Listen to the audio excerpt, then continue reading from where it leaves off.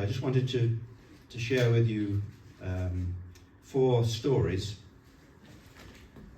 partly because of the stories themselves, but also to help you to think about your life and reflect about the value of your life, maybe to think about your why you're here, how you came to be here today.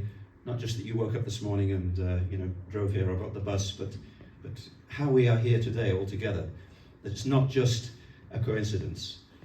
And the reason I'm sharing this is because about 10 days ago, my wife and I were talking with a person we'd invited to our home, and it was an incredible coincidence in the conversation that we had with this person, which I'll share in a minute.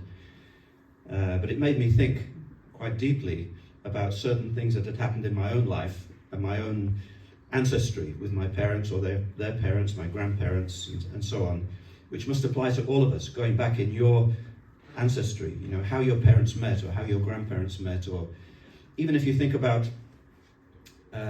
your and my creation, when each of us started our life, when the sperm met the egg, right? One sperm met one egg. But do you know the chances of that happening? In the beginning, it's something like a minimum of 40 million to 1. 40 million sperm start out.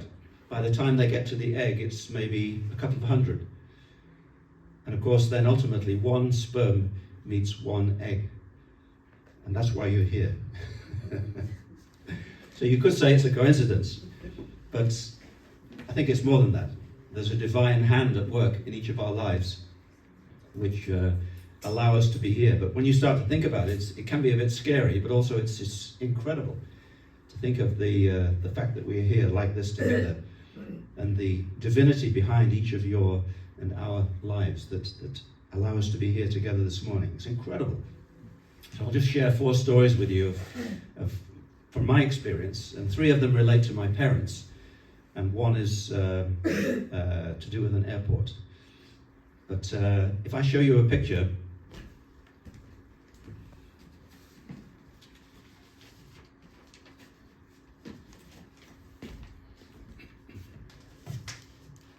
so this is my parents on their 50th wedding anniversary. So they'd been married for 50 years. This is at the Earle Marketing, which at that time was it was a Christian college of the Ascension. It became the Earle Marketing quite a few years later. So my mum and dad had their 50th wedding anniversary at the Earle Marketing. But how did they meet? They met 50 plus years earlier. So my mother grew up in Malta. You know where Malta is? In the middle of the Mediterranean. My dad grew up here in Yorkshire. At the end of the war, the Second World War, my dad was in Italy. He'd gone through North Africa. He was in Italy when the war finished. My mum was here in the UK. She'd been evacuated from Malta to the UK, and she was in Wales. So my mum and my dad, at the end of the war, both wanted to get home, right? My mum wanted to get from Wales back to Malta, and my dad was in Italy. He wanted to get back to the UK, right? Normal, natural. My mum made it back to Malta on a ship. My dad, his little group of soldiers, one of them had to take a staff car from Italy to Malta. So they played cards, and my dad lost. So because my dad lost, he had to take this car on a ship to Malta, where my mum had returned. My dad stayed on the ship. He didn't want to go ashore. He wanted to stay on the ship and get back home, but he was forced to take the car on shore. And on the Sunday, he decided to go to church. And on the steps of the church in Valletta in Malta, near the harbour, he met my mum, who had made it back. So why did they meet? Because my dad lost the cards, right? Can you imagine? My parents met because my dad lost this game of cards. And that's why I'm standing here in front of you. Can you imagine in your own life, in your parents and grandparents and your lineage, all the different circumstances that must have conspired for us to be here today. Incredible. It's incredible. Just a slight aside, the reason my mum grew up in Malta is because her dad, my grandfather on my mother's side, he was in charge of the flour mills and bakery that supplied a lot of the provisions, bread and provisions, to the British naval fleet. Malta was the headquarters of the Mediterranean fleet for the Navy. So it was a crucial place during the war. It was so heavily bombed during the war because of that, one of the most heavily bombed places. My grandfather lost a lot of men during the war. But after the war was over, my mum came back, my parents met, and this is a picture of my grandfather, who you wouldn't recognize, Her Majesty the Queen, and the commander of the Mediterranean fleet, Lord Mountbatten, who was a mentor to Prince Charles, King Charles, Prince Charles as he was. He was like a grandfather figure. So that's a family heirloom of the Queen, the Admiral of the fleet, Lord Mountbatten, and my grandfather. He was showing them around the flour mills and bakery that had supplied the fleet during the war.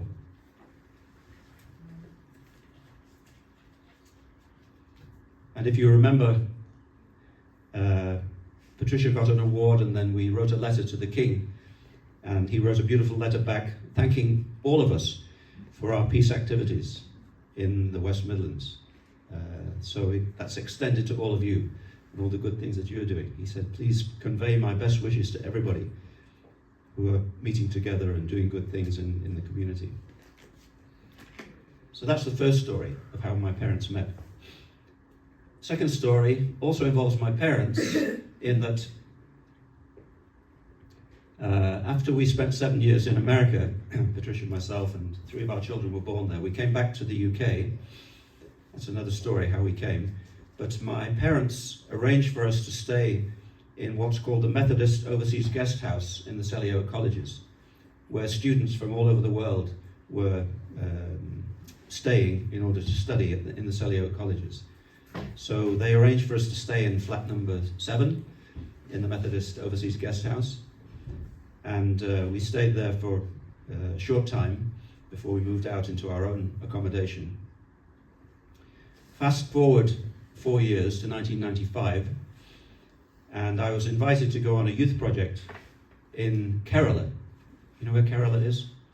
You know where India comes to a point at the bottom, just above Sri Lanka, and that state at the bottom is called Kerala, and it's got loads of plantations, coconut plantations, banana plantations. So I arrived in Kerala to take part in this youth project in 1995, got in a car, and I was being driven out towards the project, which was right out in the middle of nowhere in a village. Got stuck in a traffic jam, held up by an elephant for the first time I'd ever been held up by an elephant in a traffic jam. Got out into the middle of nowhere in this village, and there's about 200 young people, and we were widening a road to make it wide enough for 2 vehicles to pass. And on our youth projects, we always have an older couple who are like parents for all the young people to try and keep them focused and look after them. So the parents couple for this project were Dr. Qazi Nurul Islam and his wife Azizun from Dhaka University in Bangladesh. So I introduced myself to them, and I was going to be a team leader. And they said, "Oh, where are you from?" I said, "Oh, I'm from Birmingham." "Oh, we were in Birmingham." "Oh, where did you stay in Birmingham?" "Oh, well, my wife and I were in the Methodist Overseas Guest House."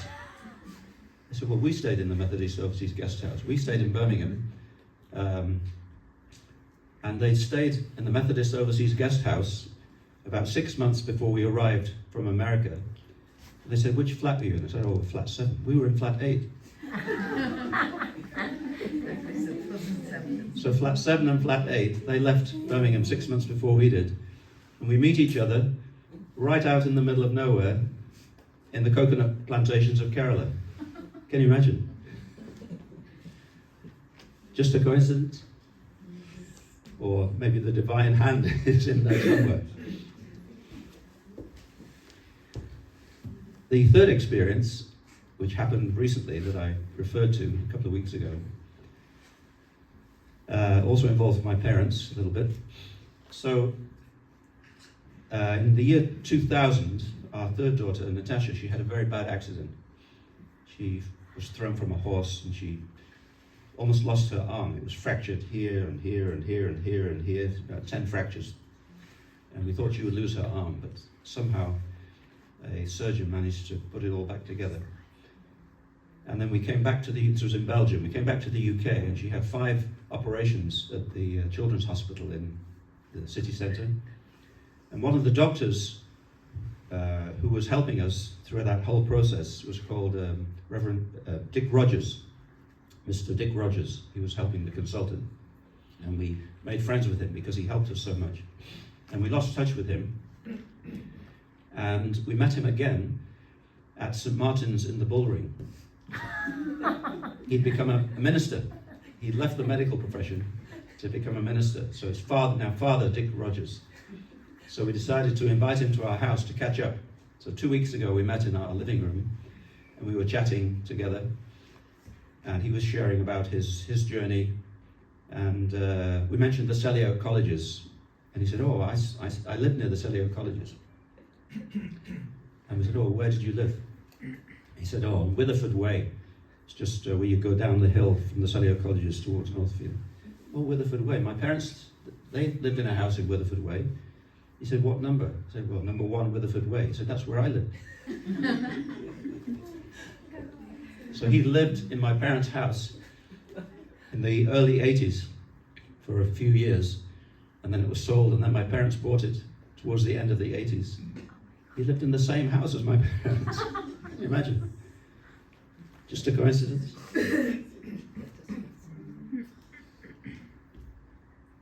Again, in our lives and in your life and our ancestors, there must be so many things, that have happened. It's good to think about that. Maybe when we share a little bit, might remind you of some things that have happened to you in your life. And the final experience doesn't involve my parents, unless it's from above, because they passed away by this time.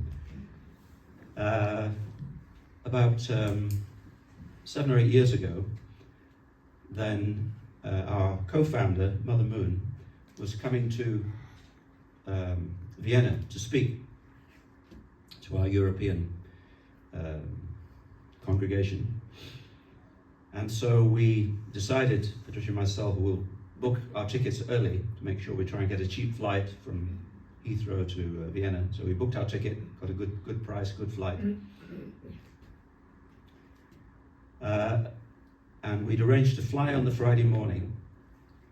Was it Friday morning or Saturday morning? Saturday morning. Fly on the Saturday morning and fly back the Sunday night. So just 2 days basically in Vienna. But then about a week before the actual event, we heard there was going to be more on the Monday, like a celebration and a gathering with Mother Moon more personally. And we never really had any kind of personal connection to her so much. Father Moon, we had quite a few personal experiences, but with her, not so much. Because we would go to meetings, but then Patricia would bring a lot of friends and we'd have to leave early and wouldn't have so much personal experience with her to get to know her. So we decided on this occasion then we'd try and change our ticket to fly on the Saturday morning and come back on the Monday night to Heathrow rather than the Sunday night. But by that time the prices had gone way up, rocketed up. It was just a week before, but Patricia said, no, we really should try and change the ticket. And the only reasonable flight I could afford was an indirect flight from London Heathrow to Geneva, and from Geneva to Vienna. It was more affordable. So we booked that ticket, but the transfer time in Geneva was about 50 minutes, quite tight. So we arrived in Geneva on the Saturday morning and rushed across the airport to get to the gate, rushed down the escalator to the gate, and we saw everybody sitting around, and the flight was delayed. So we went back upstairs for a cup of coffee. Had a cup of coffee, and then I looked across the room, and I saw somebody. Said, that looks a bit like Mother Moon's son-in-law, Inso. I said, no, it can't be him. And then he disappeared. The time came to go down to the gate. So we went down the escalator to the gate, and everybody was sitting around just waiting for the gate to open to go to the aeroplane. He was walking along, and I just looked to the left. Sitting there in the middle of everybody is Mother Moon. And then her son-in-law, her daughter, a daughter-in-law, about 7 people just sitting there in the middle of everybody else. So I said to Patricia, don't look now, but actually Mother Moon is over there.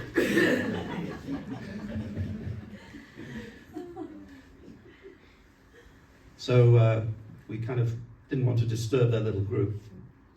We went over to the side. The time came to go through the gate with your boarding pass, check through.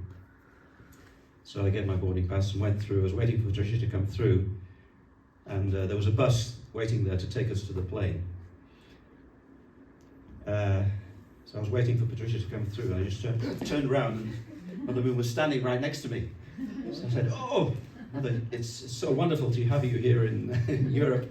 I hope you have a wonderful experience. We've been waiting to hear you and meet you and greet you, and didn't really know what to say. I didn't even introduce myself. You were standing right next to me." And I was thinking, anyway, they'll get into a car and probably have a transport to the plane. So Patricia came through. We got on the bus. There was about 7 or 8 seats there in front of the bus. And they just came and sat next to us. So we were just sitting there in a little circle. Patricia, myself, her, and her group. But then the thing I wanted to really share was, apart from the coincidence of meeting like that, having changed our ticket and so on, the bus set off, and then after about a minute, one of her assistants came over with a big bag and said, "Oh, Mother Moon, she'd like you to have this." And she gave us her bag with all of her things they were going to eat on the plane, chocolates, everything, just gave us everything. And if you read her autobiography, Mother of Peace, you'll read in one section, that is her heart, that is her nature, just to give everything away to whoever, whether it's to children in Africa or whatever. She's always giving everything away. But we experienced it firsthand. Just gave us everything that was in this bag. We took it onto the plane with us. And we got to the plane, came to get off the plane to go and walk up the stairs onto the aeroplane. So we wanted them to go first. I said, no, come on, you're just part of the group. So we all got together, we all walked to the plane, walked up the steps together, and it's just like one family that we talk about, just one family. But it all came about by coincidence, right? I think it was because Patricia wanted us to, be part of that experience on the Monday, have that experience. So even though we booked an indirect flight and transfer time was short, that's what happened. So I just wanted to share that with you, those experiences, just to reflect a bit in your own life. I'm sure there are so many things that have happened that we have to be grateful for. The sense of gratitude, to be here together today, to have met each other in the first place, Razia, right? How we met each other, how you came to be here, all the things that are there in your own, how your parents met or your grandparents, and all these things that have happened, which are not coincidence. There's a divine hand at work in all of our lives. And the reading and that beautiful song, Be Thou My Vision, is really to do with that. Let's try and, in a very simple way, keep our antenna pointed in the right direction so that wherever we are, in the workplace, shopping, in your social life, or just walking in nature, whatever, you're connected a little bit to the divine, and God can inspire each one of us in our own unique way, according to who we are and our circumstances, and will make our life that much more rich and meaningful on a day-to-day basis. So that's what I wanted to share with you. Thank you.